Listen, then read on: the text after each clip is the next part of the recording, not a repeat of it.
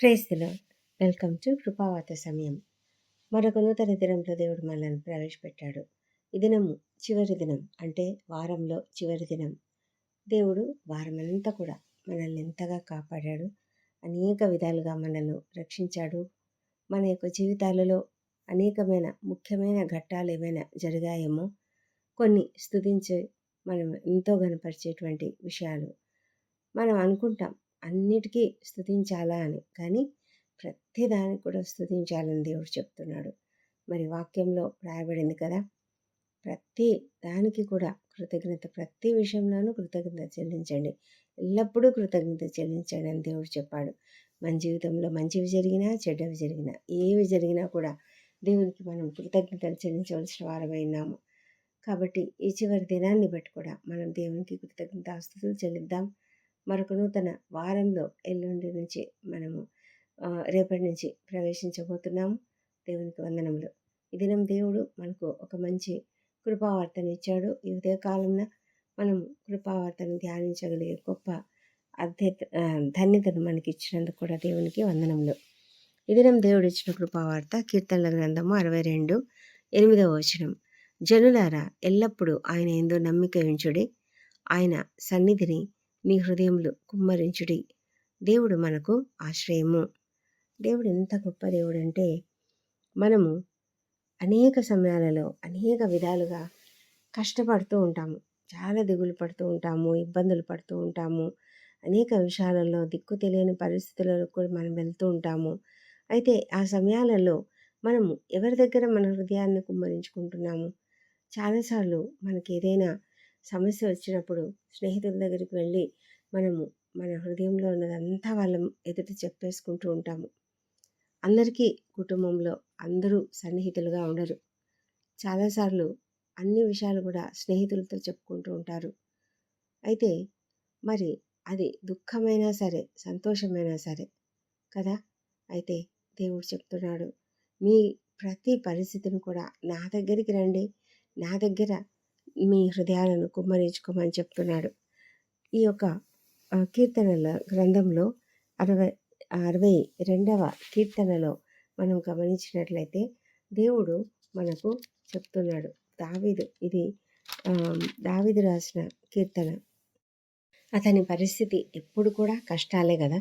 చాలాసార్లు అతడు రాసినటువంటి కీర్తనలన్నీ కూడా చాలా కష్టాల్లో ఉన్నప్పుడు, శత్రువులు తన మీద పడుతూ ఉన్నప్పుడు, భయంకరమైన పరిస్థితులలో ఉన్నప్పుడు, పారిపోతూ ఉన్నప్పుడు, మరి దుఃఖంలో ఉన్నప్పుడు, ఆ విధంగా అతడు దేవుని సన్నిధిలో ప్రార్థనలు చేస్తూ ఉన్నాడు.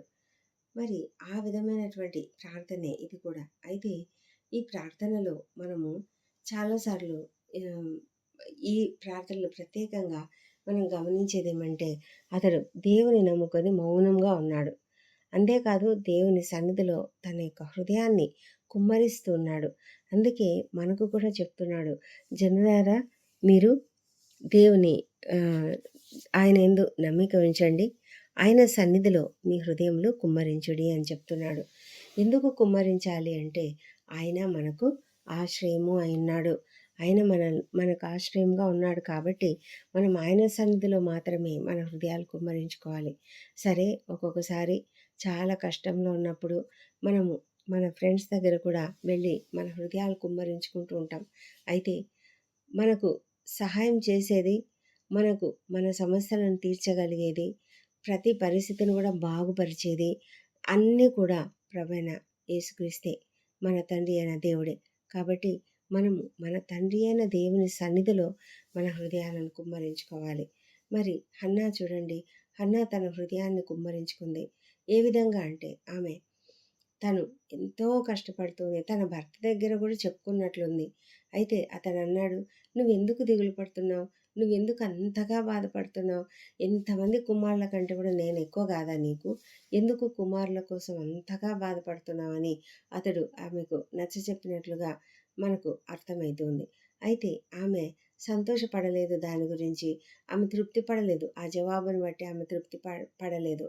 ఆమెకున్నటువంటి బాధల్లా తను ఎలాగైనా సరే ఈ నింద నుంచి తను బయటపడాలి, ఈ అవమానం నుంచి బయటపడాలి. కాబట్టి తను దేవుని సన్నిధిలోనే నా హృదయం కుమ్మరించుకుంటాను, నేను నా భర్త దగ్గర నా హృదయం కుమ్మరించుకోవడం వల్ల ఏం లాభం లేదు. మనం మనుషుల దగ్గర ఏం చేసినా ఏం లాభం లేదు. మన హృదయాన్ని కుమ్మరించుకుంటామా, వాళ్ళను కంప్లీట్‌గా ఆశ్రయిస్తామా, ఏం చేసినా కూడా వాళ్ళెవరు కూడా ఏం చేయలేరు. అందుకే కీర్తనకారుడు చెప్తాడు, మనుషులను నమ్ముకొనుట కంటే యెహోవాను ఆశ్రయించుట మేలు. రాజులను నమ్ముకొనుట కంటే యెహోవాను ఆశ్రయించుట మేలు అని చెప్తాడు కదా! అదే విధంగా ఇక్కడ దావీదు భక్తుడు కూడా చెప్తున్నాడు. హన్నా కూడా అలాగా భావించింది. అందుకే ఆమె తను ఆలయంలో తను ఒంటరిగా వెళ్ళింది. భోజనం కూడా చేయలేదు. వెళ్ళింది, అక్కడికెళ్ళి అక్కడ దేవుని సన్నిధిలో తన హృదయాన్ని కుమ్మరించుకుంది. తన పరిస్థితినంతా చెప్పుకునింది. అయితే దేవుడు వెంటనే ఆమెకు జవాబిచ్చాడు. ఆహ్, అక్కడ ప్రధాన యాజకుడు అక్కడున్నాడు. ఆయనకు తెలీదు. ఈమె హృదయంలో ఏం జరుగుతుందో తెలీదు. ఆమె గట్టిగా ప్రార్థన చేయడం లేదు. ఆమె తన పెదవులు మాత్రమే కదులుతున్నాయి కానీ ఆ స్వరము బయటికి రాలేదు. కాబట్టి అతనికి అర్థం కాలేదు. అతడేమనుకున్నాడంటే ఈమె మత్తురాలై ఉందనుకొని, "నువ్వెంతసేపమ్మా మత్తురాలుగా ఉంటావు" అని చెప్పినప్పుడు ఆమె, "లేదు ఏలినవాడా, నేను మత్తురాలుగా లేను. నేను మద్యం తాగలేదు. నేను ద్రాక్షారసం పుచ్చుకోలేదు. కానీ నా యొక్క హృదయాన్ని దేవుని సన్నిధిలో కుమ్మరిస్తూ ఉన్నాను. ఎందుకంటే నాకున్నటువంటి బాధ అలాంటిది" అని ఆమె చెప్తూ ఉంది. అప్పుడు ఆయనన్నాడు, ఆయన బహుశా దేవుడే అతనితో మాట్లాడించాడేమో. "నీకు తప్పకుండా నీ కోరిక నెరవేరుతుంది. నువ్వు సమాధానంగా వెళ్ళు" అని చెప్పాడు. అతనికి తెలీదు. ఆమె ఏం కోరిక కోరుకునింది అతనికి తెలీదు. అయితే ఆమె ఆ విధంగా అతని నుంచి జవాబు పొందుకున్నప్పుడు ఆమె అనుకునింది, దేవుడే నాకు జవాబిచ్చాడు. ప్రధాన యాజకుని ద్వారా దేవుడే నాకు జవాబిచ్చాడు అనుకునింది. అందుకే ఆమె వెళ్ళింది. అక్కడి నుంచి ఆహారం తిన్నది. సంతోషంగా ఉన్నది. అప్పటినుంచి ఆమె దుఃఖముఖిగా ఉండడం మానింది అని వ్రాయబడింది వాక్యంలో. అంటే ఆమె కంప్లీట్‌గా దేవుని పైన ఆధారపడింది. కంప్లీట్‌గా దేవుణ్ణి ఆశ్రయించింది. కంప్లీట్‌గా దేవుని పట్ల విశ్వాసం ఉంచింది. కాబట్టి దేవుడు తనకు వాగ్దానం ఇచ్చాడు. దేవుడు తన మొర ఆలకించాడు. దేవుడు తన సమస్యను తీసివేస్తాడు అనే ఒక గొప్ప విశ్వాసం ఆమెలో ప్రవేశించింది గనుకనే ఆమె దుఃఖముఖిగా ఉండగలిగింది. మరి మన జీవితాల్లో కూడా మనము అనేక మార్లు మన కష్టాల నుంచి వెళ్తూ ఉంటాం. అయితే మనము చాలాసార్లు మన కష్టాల గురించి మన ఫ్రెండ్స్ దగ్గర, లేకపోతే మనకు తెలిసిన వారి దగ్గర చెప్తూ ఉంటే వాళ్ళు ఒక్కొక్కసారి విసుగుపడతారు. "నువ్వు ఎప్పుడు నీదే ఏదో ఒక సమస్య ఉంటుందా? ఎప్పుడు నీకు ఏదో ఒక సమస్య ఉంటుంది. నాకు విసుగొస్తుంది. నువ్వు మాట్లాడే మాటలు వినాలంటే నాకు విసుగొస్తుందని" చెప్పేవాళ్ళు కొందరుండొచ్చు. కానీ కొంతమంది చెప్పరు. కానీ విన్నట్లు నటిస్తారు. కానీ ఏమీ చేయరు. అలాంటి పరిస్థితులలో ఒకవేళ మనం ఉన్నామేమో, మన జీవితాలలో మనం కూడా అలాంటి పరిస్థితి ఏమన్నా ఉందేమో. చాలాసార్లు మన హెల్త్ గురించి సమస్య ఉంటది. ఎవరైనా ఫ్రెండ్ కనిపిస్తే చాలు వాళ్ళకి మన హెల్త్ గురించి చాలా చెప్తాము. నాకు చాలా కాళ్ళ నొప్పులు, మోకాళ్ళ నొప్పులు, నేను నడవలేని స్థితిలో ఉన్నాను, నాకు చాలా కష్టంగా ఉంది ఇలాగ చెప్తాం.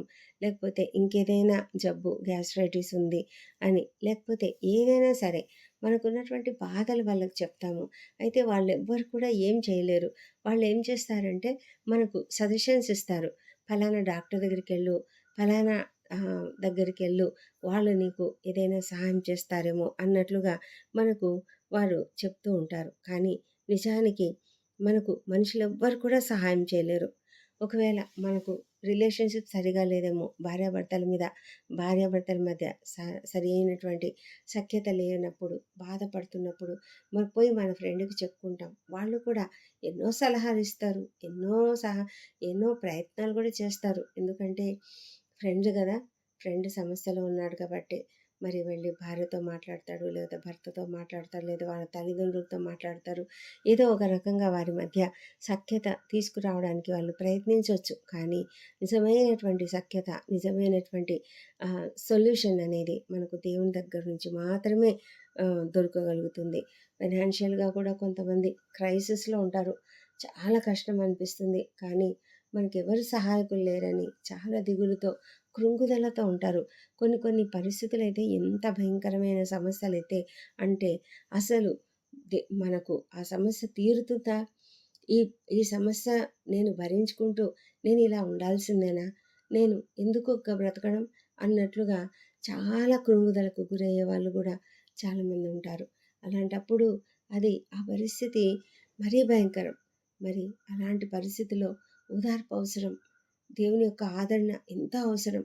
మరి మనం అలాంటి సమయంలో దేవుని దగ్గరికి వెళ్ళకుండా మనం మన మనం మన పరిస్థితిని మనమే ఏదో సరిచేసుకోవాలనో, లేకపోతే మనము ఎవరో ఒకరి మీద ఆధారపడాలనో అని అనుకుంటే మాత్రము అది చాలా పొరపాటు. కానీ దావీదు చేసినట్లు మనం చేయాలి. మనం ఏం చేయాలంటే దేవుని సన్నిధిలో మన హృదయాన్ని కుమ్మరించుకోవాలి. అతడు చెప్తున్నాడు, నా ప్రాణం దేవుని నమ్ముకొని మౌనంగా ఉన్నది. ఎందుకంటే ఆయన వలన నాకు రక్షణ కలుగుతుంది. నేను ఏం చేయడం లేదు. నేను ఎవరికి ఏం చెప్పుకోవడం లేదు. నేను ఎవరిపైన ఆధారపడడం లేదు. నా పరిస్థితులన్నీ నేను ఎవరికీ చెప్పుకోకుండా మౌనంగా ఉన్నాను. ఎందుకంటే నేను దేవుని పైన ఆధారపడి ఉన్నాను. ఆయన వలన మాత్రమే నాకు రక్షణ వస్తుంది అని అతడు చెప్తున్నాడు. ఎందుకంటే ఆయనే నా రక్షణ దుర్గము, ఆయనే రక్షణకర్త, నా ఆశ్రయదుర్గము, నా రక్షణకర్త, నా ఎత్తైన కోట ఆయనే. కాబట్టి నేను కదిలింపబడను. నాకు అసలు భయం లేదు. ఏ సమస్య వచ్చినా కూడా దేవుడు నాకు సహాయం చేస్తాడు. ఎంత గొప్ప సమస్య అయినా దాన్ని తీర్చే దేవుడు నాకున్నాడు అనే ఒక గొప్ప విశ్వాసం దావీదుకుంది కనుకనే అతడు ధైర్యంగా ఉండగలుగుతున్నాడు, మౌనంగా ఉండగలుగుతున్నాడు. దేవుని నమ్ముకుంటే మనం మౌనంగా ఉండగలం. దేవుని నమ్ముకుంటే మనం ఆయన పైన ఆధారపడి ఉంటాం గనక ఆయన వల్ల రక్షణ కలుగుతుందనే ధైర్యం మనకుంటుంది. అంతేకాదు ఆయన నా రక్షణాధారము, ఆయన నా రక్షణకు, నా మహిమకు దేవుడే ఆధారము. ఆయన నా బలమైన ఆశ్రయదుర్గమని అతడు ధైర్యంగా చెప్పగలుగుతున్నాడు. అందుకే అతడు చెప్తున్నాడు, మీ హృదయాలు దేవుని సన్నిధిలో కుమ్మరించుకోమని. ఎందుకంటే మనుషులు ఎలాంటి వాళ్ళంట, వాళ్ళంతా అల్పులు, వాళ్ళంతా వట్టి ఊపిరి, వాళ్ళంతా ఎంతో ఘనులు అనుకునే వాళ్ళందరూ కూడా కేవలం మాయా స్వరూపులు. వారందరూ కూడా తేలికగా ఉన్నారు. అంటే దేవుని ముందు అసలు అలాంటి వాళ్ళు అసలు ఎన్నికనే లేదు. అలాంటి వాళ్ళ పైన మనం నమ్మకం ఉంచుకోవాల్సిన పని లేదు. కాబట్టి మనము దేవుని పైన మాత్రమే ఆధారపడదామని. మనకున్న దేవుడు ఎలాంటి వాడంటే ఆయన మన కష్టాలన్నిటి నుంచి కూడా మనల్ని తప్పించగలిగిన దేవుడు. మన పరిస్థితులన్నీ బాగు చేయగలిగిన దేవుడు. మనకు అన్నీ కూడా సమస్తమును సమకూర్చి నడిపించేటువంటి దేవుడు. కాబట్టి మనము ధైర్యంగా ఆయన పైన ఆధారపడవచ్చు. బైబిల్ గ్రంథంలో మనం చూసినట్లయితే అనేక మంది భక్తులు ఆ విధంగా ఆయనను ఆశ్రయించిన వారు ఎంతో నెమ్మదిగా ఉన్నారు. వారు ఎప్పుడు కూడా భయపడలేదు, ఎప్పుడు కూడా దిగులు పడలేదు, చింతపడలేదు, దేవునికి దూరంగా పారిపోలేదు. వారు కేవలం దేవుని సన్నిధిలో మాత్రమే ఉండాలనుకున్నారు. ఏలియా ఎంత డిప్రెషన్కు గురైనా అతడు వెళ్ళి దేవుని సన్నిధిలోనే మొరపెట్టుకుంటున్నాడు, నన్ను చంపే ప్రభువా అని. కానీ దేవుడు అలాగ చేసేవాడు కాదు కదా. యెహోషాపాతు ఎంతో గొప్ప రాజు అయినప్పటికీ కూడా అతడు కంప్లీట్గా తనను తాను సరెండర్ చేసుకున్నాడు దేవునికి. సరెండర్ చేసుకుని, ప్రభువా నాకు ఇంకా చేత కాదు, నాకెవ్వరు లేరు, నాకు దిక్కు లేదు, నువ్వు మాత్రమే నన్ను కాపాడగలిగిన దేవుడవు, కాబట్టి మాకు నీవే దిక్కు, మాకు ఏం తోచడం లేదు అని అతడు చెప్పాడు. ఆ విధంగా దేవునిపైన ఆధారపడినప్పుడు వారంతా కూడా ఎంతో నెమ్మదిని పొందుకున్నారు. ఒక సూచన, సలహా వారు పొందుకున్నారు. దేవుని నుంచి మార్గదర్శకత్వాన్ని పొందుకున్నారు. ఒక దిశ దేవుడు వారికి చూపించాడు. ఆ విధంగా వారు ముందుకు కొనసాగారు తప్ప వారు అట్లా వెనకపడిపోలేదు. దేవుడు ఎల్లప్పుడూ కూడా మనల్ని ముందుకు నడిపించే దేవుడు, మన పరిస్థితులన్నీ బాగు చేయగలిగినటువంటి దేవుడు. అంతేకాదు, మనకున్నటువంటి చింతలన్నీ కూడా నా మీద వేయండి, మీ చింతలన్నీ నా మీద వేయండి, నేను చింతిస్తున్నాను మీ కొరకు అని చెప్తున్నాడు. మీ దుఃఖాన్ని, మీ చింతలను అన్నిటిని కూడా నా నా మీద వేయండి అని చెప్తున్నాడు. అందుకే ఆయన కుమ్మరించండి అంటున్నాడు. హృదయాలను కుమ్మరించడం అంటే ఏంటంటే మనకున్నటువంటి ప్రతి బాధ, ప్రతి వేదన, ప్రతి చింత, ప్రతి సమస్య, ప్రతిది కూడా దేవునికి చెప్పుకోవడమే. అంతేకాదు, మన ఎవ్వరి గురించైనా తీవ్రమైనటువంటి బాధ, వేదన ఉన్నప్పుడు ఆయన అంటున్నాడు, ఒక ప్రవక్త ద్వారా దేవుడు చెప్తున్నటువంటి మాట ఏమంటే, నీళ్లు కుమ్మరించినట్లు మనము దేవుని సన్నిధిలో మన హృదయాలను కుమ్మరించాలంట. నీళ్లు ఎట్లా కుమ్మరిస్తాము? మనము చేతులు కడుక్కోవాలన్నా, కాళ్ళు కడుక్కోవాలన్నా నీళ్లు విపరీతంగా పోసేస్తాం కదా! ఆ విధంగా మన హృదయాలను దేవుని సన్నిధిలో అలాగా కుమ్మరించుకోవాలంట. మన హృదయంలో ఉన్నటువంటి బాధ, వేదన సమస్తం ఆయన సన్నిధిలో చెప్పుకోవాలి. అప్పుడు ఆయన తప్పకుండా మనకు వెంటనే జవాబిచ్చే దేవుడైనాడు ఆయన. నీళ్లు కుమ్మరించినట్లు కుమ్మరించడం అంటే హృదయపూర్వకంగా దేవుణ్ణి మొరపెట్టుకోవడం. నిజంగా మొరపెడితే దేవుడు మన మొర ఆలకించే దేవుడై ఉన్నాడు. మనకున్న ఏ పరిస్థితి అయినా కూడా దేవుని సన్నిధిలో మనం అలా మొరపెట్టుకోవాలి. అసలు మనము విరామం ఇవ్వకూడదు. దేవునికి మన మొర చెప్తూనే ఉండాలి. దేవుడు మన మొర ఆలకించే దేవుడు. ఆయన విసుక్కునే దేవుడు కాదు. ఆయన మనల్ని దూరం పెట్టే దేవుడు కాదు. మనము అడిగినప్పుడు తప్పకుండా జవాబిచ్చే దేవుడు. చాలామంది మనం ఏదైనా ఎక్కువగా ఫోన్ కాల్ చేసి నా పరిస్థితి ఇది, నా పరిస్థితి అది అని చెప్తూ ఉంటే వాళ్ళు ఏం చేస్తారంటే మనం ఫోన్ చేయగానే బిజీగా ఉన్నాను అని చెప్పేసి వాళ్ళకు అసలు జవాబు ఇవ్వరు. అసలు ఫోన్లు ఎత్తరు. కానీ దేవుడు అలాంటి దేవుడు కాదు. ఒక్కొక్కసారి తమ కుమార్తెలు కష్టాలు పడుతూ అత్తగారింట్లో తల్లిదండ్రులకు ఫోన్ చేస్తే తల్లిదండ్రులు కూడా ఫోన్లు తీసుకోరు. ఎందుకంటే ఈ అమ్మాయి ఎప్పుడు ఏదో ఒక సమస్య చెప్తూనే ఉంటుందని విసుక్కుంటారు. అలాంటి పరిస్థితులలో ఈ లోకంలో మనం ఉన్నాం. అక్కడ మనకు తల్లిదండ్రులు కూడా మనల్ని పట్టించుకునే స్థితి దాటిపోతూ ఉంది. అలాంటి పరిస్థితులలో మనం ఉండొచ్చు. అయితే దేవుడు మాత్రము ఎప్పుడు కూడా మనల్ని వదిలిపెట్టాడు. తల్లిదండ్రులైనా వదిలిపెడతారేమో కానీ దేవుడు మాత్రం వదిలిపెట్టాడు. స్నేహితులైనా మనకు దూరంగా వెళ్ళిపోతారేమో కానీ దేవుడు మాత్రం మనకు దూరంగా వెళ్ళడు. మన పరిస్థితి మనము ఎన్నిసార్లు చెప్పినా, ఎంతగా చెప్పినా మరి పదే పదే ఆయనకు అదే పరిస్థితి మనం చెప్పినప్పటికీ కూడా దేవుడు విసుక్కునే దేవుడు కాదు. ఆయన మనల్ని ప్రేమగా ఆదరించే దేవుడు. మనకు తప్పకుండా జవాబిచ్చి మనల్ని నడిపించే దేవుడు. మనకు సహాయాన్ని పంపించే దేవుడు. ఏదో ఒక రకంగా మనకు సహాయాన్ని పంపించి మన పరిస్థితిని అంతటిని కూడా బాగు చేస్తాడు. అలాంటి గొప్ప దేవుడు మనకున్నాడు కాబట్టి మనం ఎంతగానో దేవునికి స్తుతులు చెల్లించాలి. ఆయన సన్నిధిలో మనము ఎల్లప్పుడూ కూడా ఆయనను మాత్రమే ఆశ్రయించి ఆయనకు మాత్రమే మన సమస్యలు చెప్పుకునేలాగా మన హృదయాలను తీర్చిదిద్దుకుందాం. ఆ విధంగా మనము ఆయన పైన మాత్రమే ఆధారపడినప్పుడు దేవుడు మనకున్నటువంటి ప్రతి పరిస్థితిని కూడా ఆయన బాగు చేసి మనకు ధైర్యంనిస్తాడు, మనకు ఆదరణనిస్తాడు, తన యొక్క ప్రేమతో మనల్ని నింపుతాడు. మనము నెమ్మదిగా ఉండగలుగుతాము. ఆయన తన యొక్క శాంతిని మన హృదయాల్లో పెడతాడు. కాబట్టి మనము ప్రశాంతంగా ఉండగలము. ఎలాంటి పరిస్థితికి కూడా మనము భయపడకుండా ఉండగలుగుతాము. దేవుడి కృపావర్తను దీవించునుగాక. ప్రార్థించుకుందామా. పరిశుద్ధుడైన దేవ, సర్వశక్తిమంతుడా, నీకు వందనములు. ప్రభానైనా నీవు మా ఆశ్రయదుర్గమై ఉన్నావు, ఎత్తైన కోటగా ఉన్నావు. ప్రభానైనా నీవే మాకు రక్షణకు ఆధారంగా ఉన్నావు. ప్రభా, మేము నిన్ను మాత్రమే ఆశ్రయిస్తున్నాము. మాకున్నటువంటి పరిస్థితులన్నిటిని కూడా నీ సన్నిధిలో కుమ్మరించుకుంటున్నాం ప్రభా. నీళ్లు కుమ్మరించినట్లు కుమ్మరించుకుంటున్నాం ప్రభా.